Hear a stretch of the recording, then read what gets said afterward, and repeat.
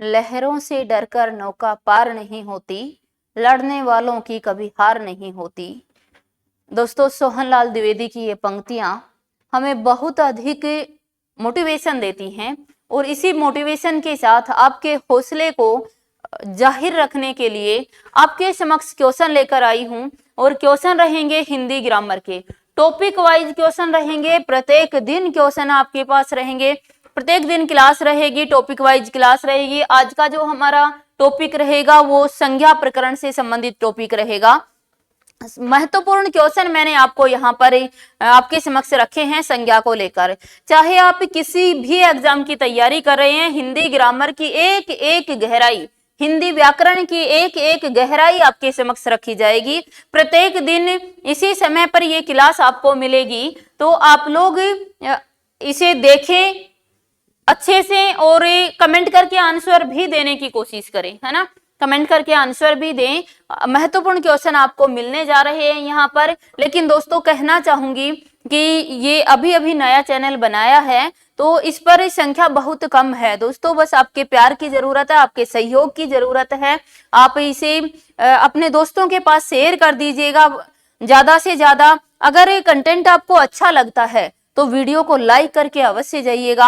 अगर नहीं अच्छा लगता है तो डिसलाइक रीजन के साथ दे दीजिएगा, कमेंट करके रीजन भी दे दीजिए। चलिए हम क्वेश्चन आरंभ करते हैं। पहला क्वेश्चन है, संज्ञा एक विकारक पद है, निम्न में से कौन सा संज्ञा का विकारक पद नहीं है। हम जानते हैं कि विकारी शब्द, विकार के आधार पर शब्द को दो भागों में विभाजित किया जाता है, विकारी शब्द और अविकारी शब्द। विकारी शब्द ऐसे शब्द होते हैं जिसमें लिंग, वचन, काल, कारक के आधार पर विकार उत्पन्न किया जा सकता है, विकारी कहलाते हैं। और उन विकारी शब्दों का ही एक प्रकार आता है संज्ञा। संज्ञा, सर्वनाम, क्रिया, विशेषण, ये चार प्रकार होते हैं विकारी शब्दों के। तो आज हम संज्ञा को पढ़ने जा रहे हैं। कहा, संज्ञा से संबंधित क्वेश्चन देखने जा रहे हैं। संज्ञा एक विकारक पद है।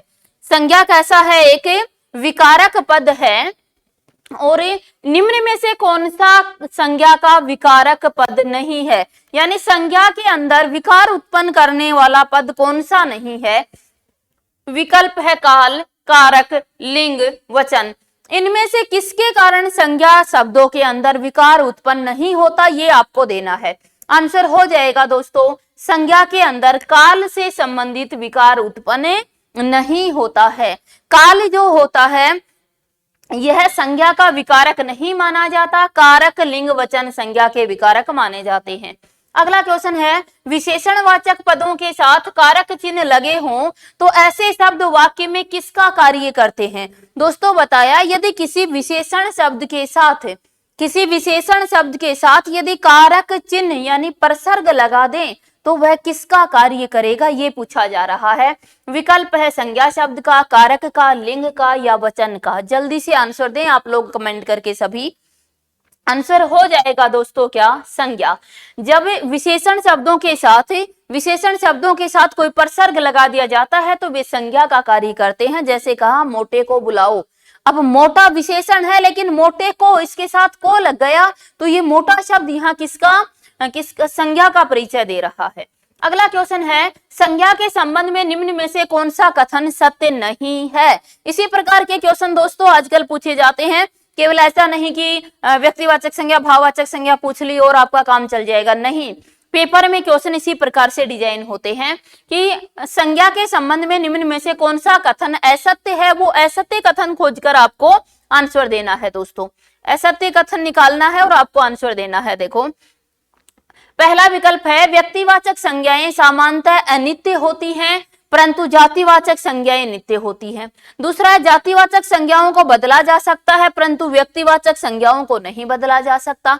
तीसरा है, व्यक्तिवाचक संज्ञाएं अनंत अनेक होती हैं परंतु जातिवाचक संज्ञाएं एक ही होती हैं। व्यक्तिवाचक संज्ञाएं अर्थहीन तथा जातिवाचक संज्ञाएं सदैव सार्थक हुआ करती हैं। कौन सा असत्य है, वो आंसर हमें इसमें से लेना है कि दोस्तों इनमें से कौन सा असत्य है। जल्दी जल्दी आप आंसर देंगे सभी। जातिवाचक संज्ञाओं को बदला जा सकता है परंतु व्यक्तिवाचक संज्ञाओं को नहीं, ये असत्य हो जाएगा। जातिवाचक संज्ञाओं को व्यक्तिवाचक में बदल सकते हैं और व्यक्तिवाचक को जातिवाचक में बदल सकते हैं, यानी दोनों संज्ञाएं बदली जा सकती हैं। आंसर हो जाएगा बी।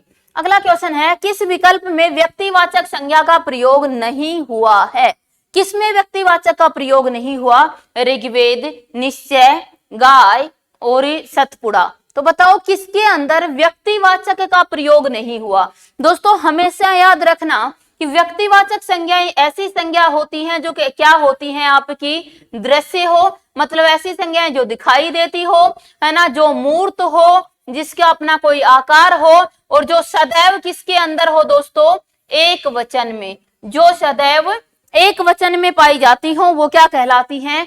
व्यक्तिवाचक संज्ञा। तो देखो ऋग्वेद क्या है? एक वचन है, इसका बहुवचन नहीं बनाया जा सकता, है ना। फिर पश्चिम शब्द का भी हम बहुवचन नहीं बना सकते, सदैव एक वचन में। सतपुड़ा का भी नहीं बना सकते, लेकिन हम गाय का बना सकते हैं, गाय का बहुवचन। और बहुवचन बनते ही वो जातिवाचक हो जाएगा, जिसका बहुवचन बन जाएगा।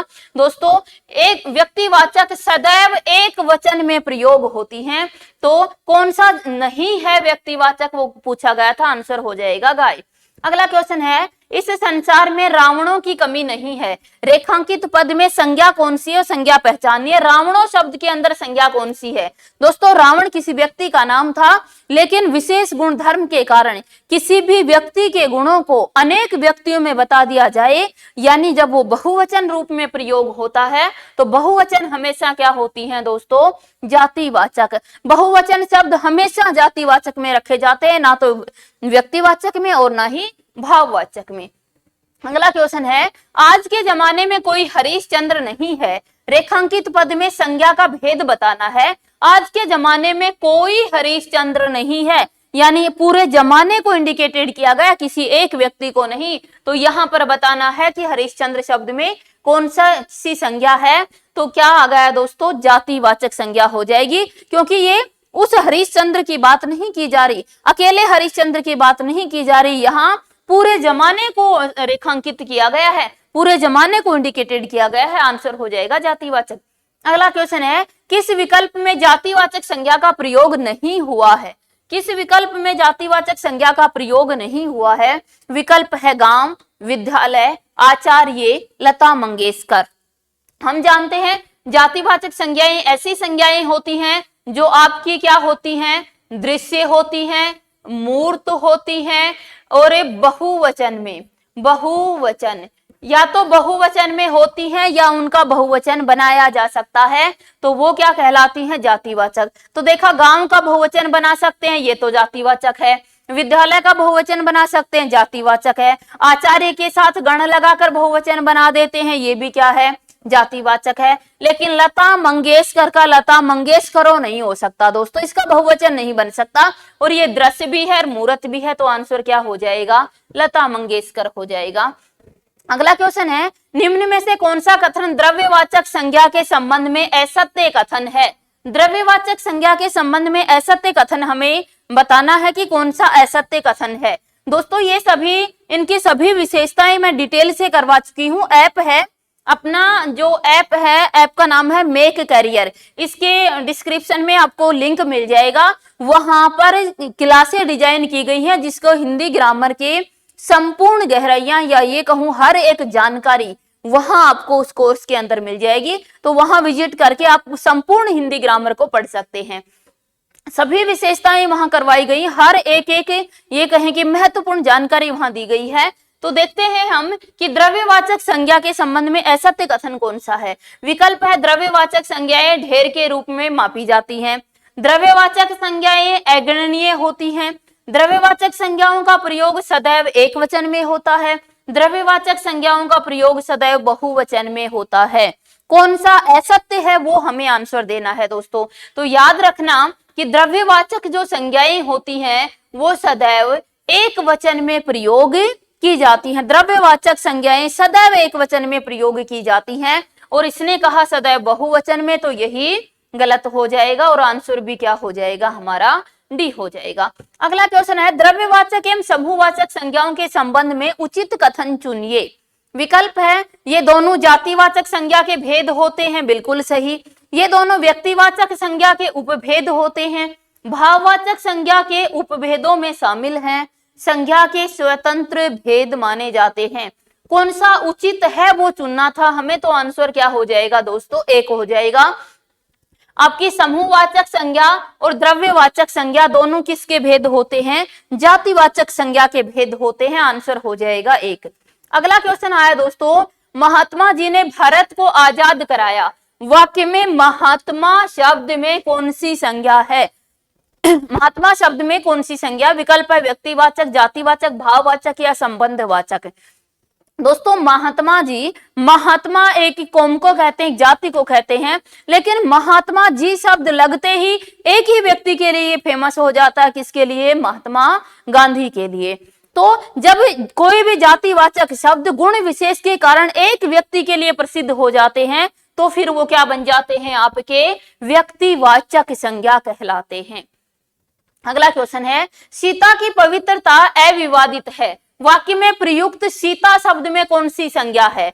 सीता शब्द में कौन सी संज्ञा, व्यक्तिवाचक, भाववाचक, जातिवाचक, विशेषणवाचक या व्यक्तिवाचक। आंसर क्या हो जाएगा दोस्तों, व्यक्तिवाचक, क्योंकि सीता का हम बहुवचन नहीं बना सकते हैं।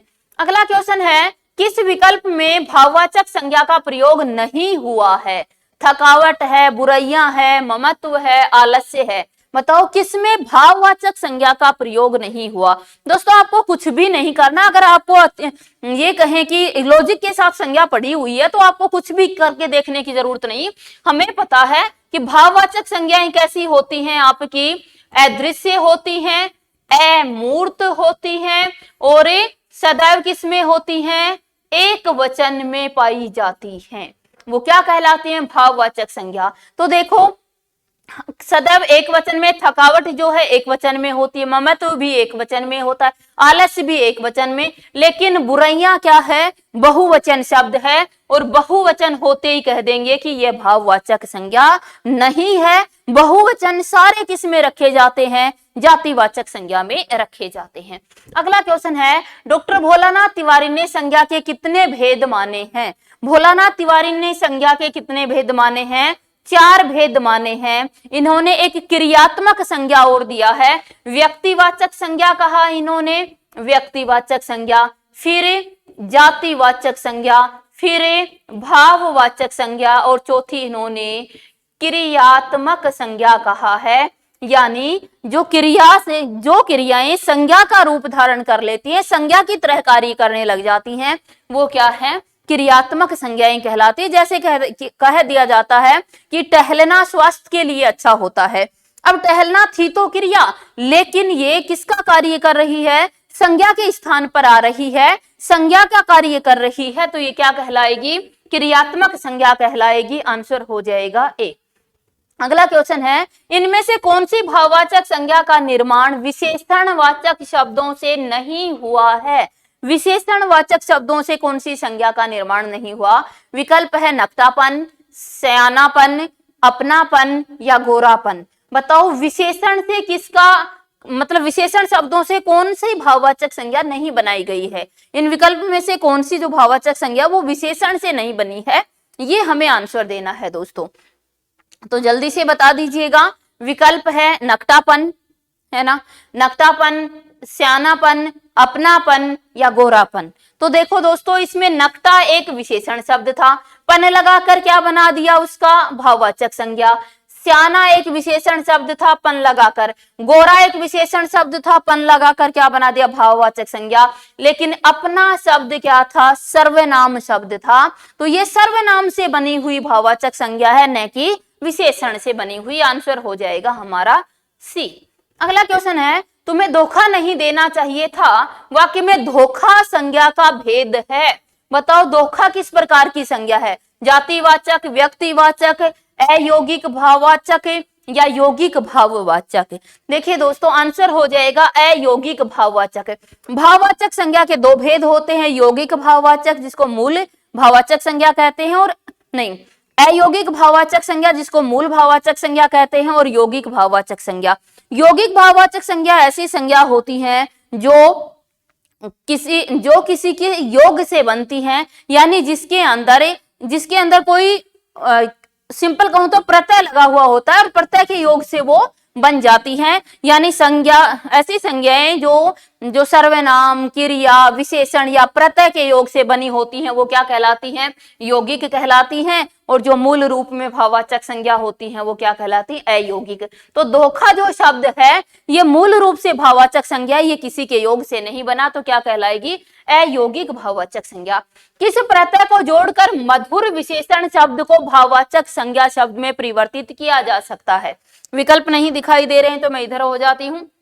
बताइए, किसी प्रत्यय को जोड़कर मधुर विशेषण शब्द को भाववाचक संज्ञा में बदला जा सकता है? विशेषण है मधुर आपका, भाववाचक संज्ञा आपको बनानी है। विकल्प है य, ता, अये, ए और बी दोनों। तो देखो दोस्तों, मधुर में यह जोड़ेंगे तो माधुर्य हो जाएगा, माधुर्य क्या बन गया? भाववाचक संज्ञा। मधुर में ता जोड़ेंगे तो क्या हो जाएगा? मधुरता हो जाएगा। आंसर हो जाएगा हमारा कौन सा? डी हो जाएगा। ए और बी दोनों जोड़कर बना सकते हैं, लेकिन ध्यान रखना यह और ता दोनों एक साथ नहीं जुड़ते हैं। मधुर, ये नहीं कह सकते कि मधुर में यह जोड़ के माधुर्य बना दिया और उसके साथ ही ता जोड़ दे, माधुर्यता बनाओगे गलत हो जाएगा। दोनों भाववाचक प्रत्यय हैं और कभी एक साथ दोनों नहीं लग सकते हैं। या तो माधुर्य शब्द बनाओ या फिर मधुरता शब्द बनाओ।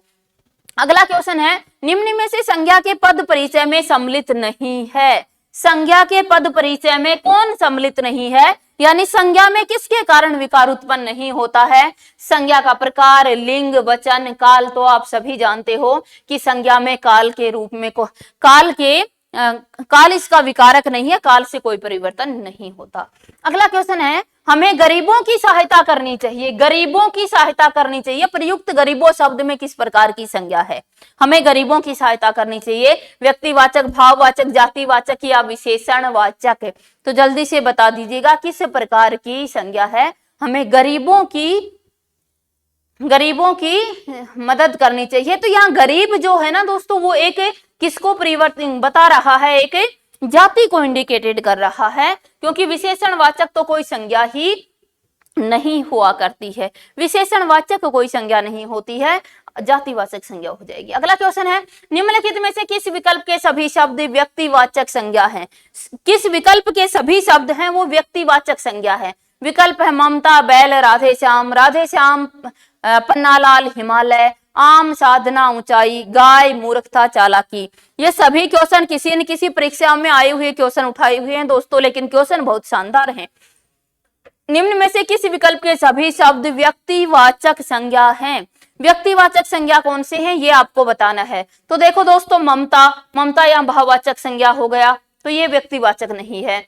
राधे श्याम व्यक्तिवाचक है, पन्नालाल है, हिमालय भी व्यक्तिवाचक है। आप जानते हो व्यक्तिवाचक दृश्य होती हैं, मूर्त होती है और सदैव एक वचन में प्रयोग की जाती है। तो राधे श्याम का बहुवचन नहीं बन सकता, पन्नालाल का बहुवचन नहीं बन सकता और हिमालय का भी बहुवचन नहीं बन सकता। ये सदैव एक वचन में प्रयोग होता है दोस्तों। क्या हो जाएगा? आंसर बी हो जाएगा।